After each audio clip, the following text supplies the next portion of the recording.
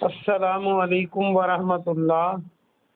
الحمدللہ وکفا وسلام علی من لا نبی بعد۔ اللہ مہربان کے فضل و کرم سے ہمارا آج کا سبق سورۃ الاعراف پارہ نمبر 9 اور سورۃ الاعراف کی آیت نمبر 139، 140 اور 141 ہوگا انشاءاللہ۔ قرآن پاک کھول لیجئے۔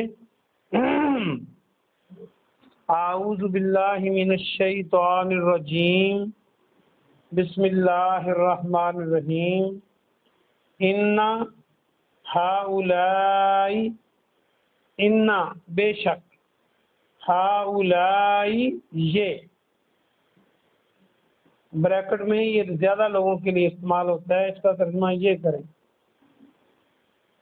متبر، تباہ کیا جانے والا ہے۔ متبر ویسے یہ نیا لفظ ہے، اس کا جو روٹ ورڈ ہے وہ ہے تابارا، تبر، یہ ٹکڑے ٹکڑے کرنا ہوتا ہے اس کا معنی۔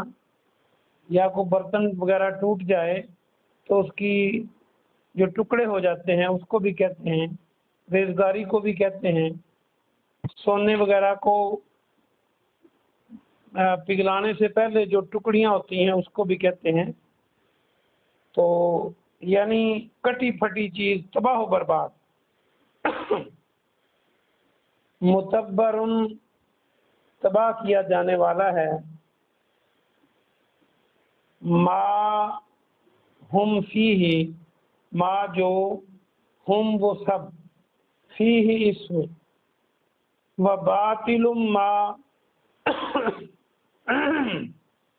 اور باطل ہے، باطل حق اور باطل ہم اردو میں یہ دونوں لفظ استعمال کرتے ہیں۔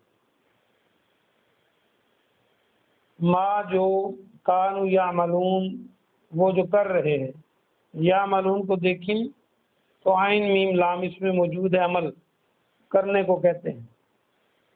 با محاورہ ترجمہ دیکھیے، بے شک یہ لوگ ہیں، لوگ ہیں کو بریکٹ میں کریں، بے شک یہ تباہ کیے جانے والا ہے جس میں وہ سب ہیں اور باطل ہے جو وہ کر رہے ہیں۔ قالا، کہا، کس نے؟ موسیٰ علیہ السلام نے۔ آپ کو یاد ہوگا یہ پچھلے سبق میں موسیٰ علیہ السلام کی بات شروع تھی۔ غیر اللہ، آ کے معنی کیا؟ غیر اللہ، اللہ کے علاوہ، اللہ کے سوا۔ ابغیکم، میں تلاش کروں تمہارے لیے، آ کا معنی میں، کم تمہارے لیے۔ تو اصل میں جو روٹ ورڈ ہے اس کا با، غین اور یا ہے، بغی۔ باغی بھی یہیں سے بنتا ہے، بغاوت بھی یہیں سے بنتی ہے۔ اردو کے الفاظ میں نے پہلے بھی بتایا تھا کہ جب کوئی بغاوت کرتا ہے یا باغی ہو جاتا ہے، اصل میں اس میں بھی چاہت ہوتی ہے، یعنی کسی رول کے خلاف، کسی قانون کے خلاف جو اس کی چاہت ہے وہ اتنی بڑھ جاتی ہے کہ انسان باغی ہو جاتا ہے۔ تو یہاں پر جو چاہنا ہے وہ تلاش کرنا ہے، تو میننگ اس کا ہوا کیا میں تمہارے لیے تلاش کروں الہن، کوئی الہ، جو دو زبریں ہیں یہ اس کو نکرہ کو شو کرتی ہیں، تو کوئی معبود،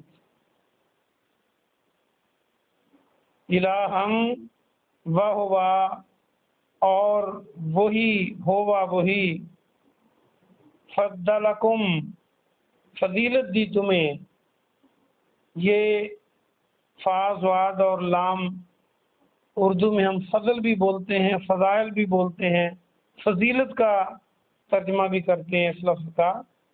فضلہ کا، فضلکم، فضیلت دی تمہیں، علی العالمین، جہانوں پر۔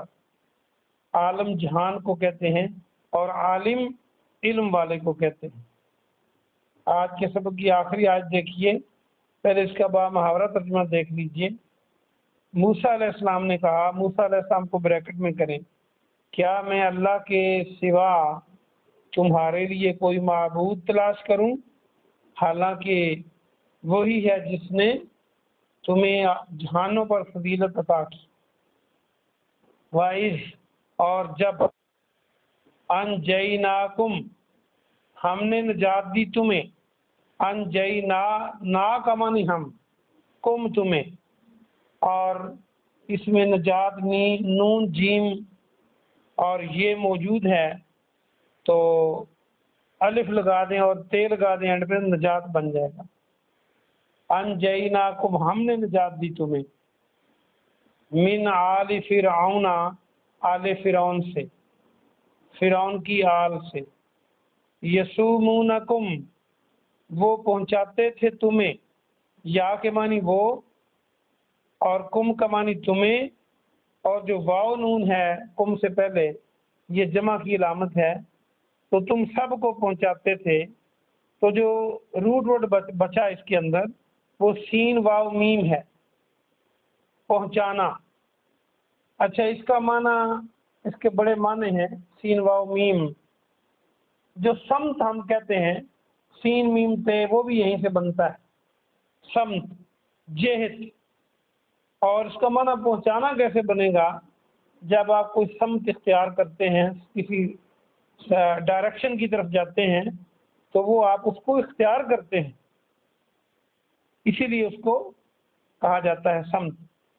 تو یہاں پر وہ پہنچانا جو ہے یہ اختیار کرنا ہوتا ہے۔ آگے اس کو ملائیں گے تو اب لفظ سمجھا جائے گا، سوء العذاب برا عذاب، سو برا، عذاب عذاب، یعنی انہوں نے برے عذاب کو اختیار کیا، برے عذاب کی طرف چلے، سمت۔ تو یسومونکم میں جو سین واو میم ہے اس کو سمجھا رہا ہوں۔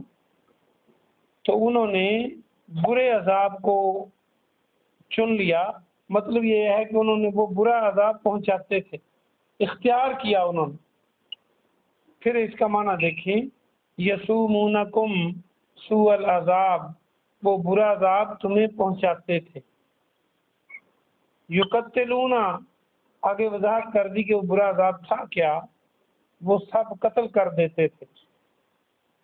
قتل کو دیکھیں تو کاف تا لام، اردو کا لفظ قاتل بھی بن سکتا ہے اور قتل بھی، قتل گاہ بھی۔ ابناکم تمہارے بیٹوں کو، بن بیٹے کو کہتے ہیں جس کی جمع بنا۔ وَيَسْتَحْيُونَ نِسَاءَكُمْ اور وہ زندہ چھوڑ دیتے تھے تمہاری عورتوں کو۔ یستحیون کو دیکھیں تو واو نون تو جمع کی علامت ہے اور یا کے معنی وہ، اور اس میں ہا یا حیات اور حیون یہ سارے لفظ بن جائیں گے، زندگی جو ہوتی ہے۔ اور جو است ہے الف سین تے، اس کا معنی چاہنا، یہ یا کے ساتھ بھی آتا ہے، تو وہ زندہ چھوڑ دیتے۔ نساءکم تمہاری عورتوں کو،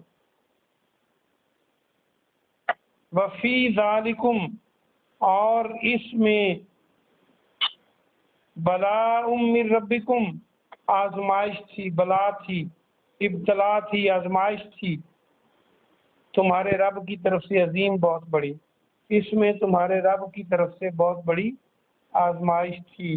بامہارا ترجمہ دیکھیے، اور جب ہم نے تمہیں آل فرعون سے نجات دی، وہ تمہیں برا عذاب پہنچاتے تھے اور وہ تمہارے بیٹوں کو قتل کر دیتے تھے اور تمہاری عورتوں کو زندہ چھوڑ دیتے تھے، اور اس میں تمہارے رب کی طرف سے بڑی آزمائش تھی۔ یہ با محاورہ ترجمہ تھا۔ آئیے ہم اس کی تفسیر دیکھتے ہیں۔ اگر پچھلے سبق آپ کو یاد ہو تو اس میں یہ تھا کہ جب بنی اسرائیل کو اللہ سبحانہ و تعالیٰ نے دریا کے پار اتار دیا تو ایک ایسی قوم کو انہوں نے دیکھا جو بتوں پر جمی بیٹھی تھی، تو انہوں نے آ کے موسیٰ علیہ السلام سے کہا کہ ہمارے لیے بھی کوئی معبود بنا دیں۔ تو یہ تسلسل یہاں رکا تھا ہمارا رمضان سے پہلے۔ تو اس کے جواب میں اللہ سبحانہ و تعالیٰ نے یہ آیات نازل فرمائیں کہ یہ تباہ کیا جانے والا کام ہے جو وہ کر رہے ہیں۔ اللہ کے علاوہ کسی اور کی پرستش، کسی اور کی پوجا، کسی اور کی عبادت، کسی اور سے ما فوق الاسباب اس طرح امیدیں باندھ لینا، نفع نقصان کا مالک سمجھ لینا، یہ تباہ کیے جانے والا عمل ہے۔ اس کی کوئی قیمت نہیں پڑے گی، بلکہ الٹا پوچھا جائے گا کہ یہ تم نے کیوں کیا تھا، اور یہ باطل ہے، یہ جھوٹا ہے۔ جو کچھ یہ کر رہے ہیں یہ ان کو نقصان کی طرف لے کے جائے گا، فائدے کی طرف لے کے نہیں جائے گا۔ اسی لیے موسیٰ علیہ السلام نے کہا کہ کیا میں اللہ کو چھوڑ کر کیا اللہ کے علاوہ میں تمہارے لیے کوئی اور الہ تلاش کروں؟ اور حالانکہ اس نے تمہیں تمام عالمین پر فضیلت عطا کی ہے۔ یہاں پر ایک معنی سمجھنا بہت ضروری ہے۔ ویسے تو بت کہا جاتا ہے، لیکن یہ علامتی بات ہے۔ اللہ کے علاوہ جس کسی کو بھی کوئی الہ بنائے گا وہ اس بت کے اندر اس کو شمار کیا جائے گا۔ جس طرح صحیح حدیث ہے، آپ کو یقیناً وہ یاد ہوگا کہ جب وہ سلیب لٹکائی ہوئی تھی کچھ لوگوں نے، تو آپ نے اس کو بت، حدیث میں آتا ہے، حدیث کا مفہوم ہے، آپ نے اس کو بت کہا، حالانکہ وہ سلیب تھی۔ تو اسی طرح جیسے پیارے نبی نے فرمایا صلی اللہ علیہ وآلہ وسلم کہ جنت تلواروں کے سائے کے نیچے ہے۔ اس کا مطلب یہ ہرگز نہیں ہے کہ تلوار سے لڑیں گے تو آپ کو جہاد کا ثواب ملے گا اور کوئی جدید اسلحہ استعمال کریں گے جو ہوائی جہاز ہیں اور ایٹم بم ہے اور میزائل ہیں تو یہ اس سے باہر ہیں۔ وہ بھی علامتی طور پہ استعمال ہوا ہے تلوار، کوئی جدید اسلحہ بھی جو ہوگا وہ بھی شمار کیا جائے گا اس تلوار کے اندر ہی۔ اسی طرح جو بت ہے اس میں وہ ساری باتیں آ جائیں گی جو غیر اللہ کے لیے لوگ جس کو الہ بناتے ہوں، خواہ وہ کوئی چیز ہو۔ تو اللہ نے اعلان فرما دیا کہ یہ باطل ہے، اور موسیٰ علیہ السلام نے کہا کہ کیا میں اللہ کے علاوہ کوئی الہ تمہارے لیے تلاش کروں؟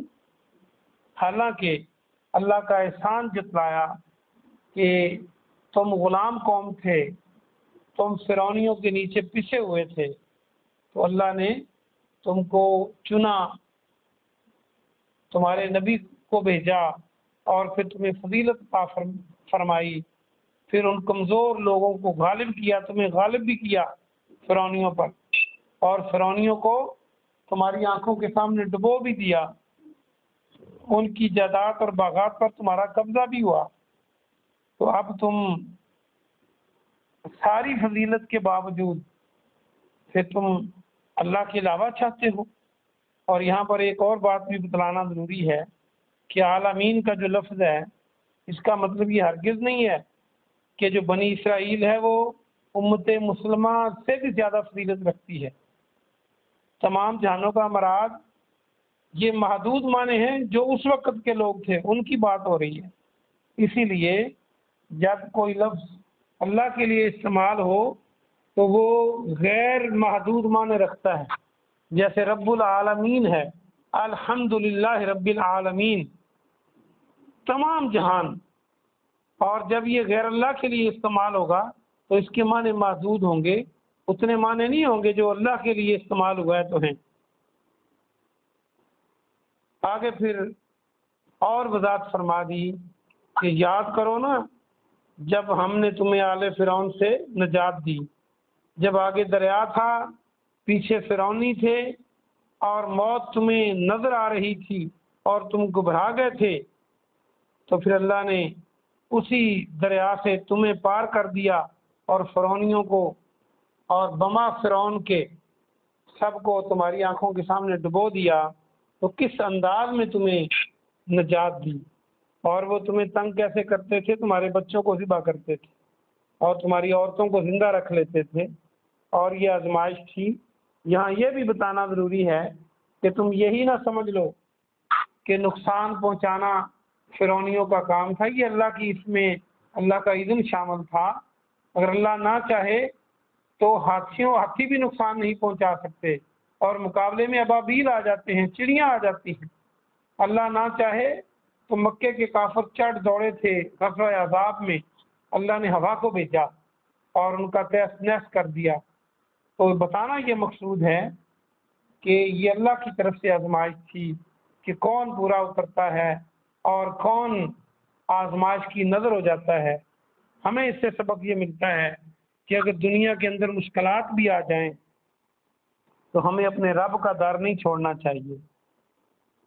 اگر وہ تندرستی دے دے، اگر وہ اچھے حالات دے دے، اگر وہ عیش و بہار نصیب کر دے، اگر وہ نعمتوں سے مالا مال کر دے تو اس کی مرضی ہے، اللہ سے ہم سوال کرتے ہیں، لیکن اگر وہ آزمائش کر لے تو پھر بھی اللہ کا در نہیں چھوڑنا، کہ خوشی میں اللہ کے در پہ رہیں اور غمی میں اللہ کا در چھوڑ دیں۔ اچھے حالات میں تو اللہ کو یاد کریں اور برے حالات میں پھر اللہ کے در سے بھاگ جائیں۔ یہ آزمائش ہوتی ہے، کبھی کبھی اللہ آزمائش سے مومنوں کے درجات کو بلند کرتا ہے، کبھی کبھی ان کے گناہ معاف کرتا ہے، کبھی آزماتا ہے۔ تو اللہ پاک سے دعا ہے کہ اللہ پاک آپ کو اور مجھے عمل کی توفیق عطا فرمائے۔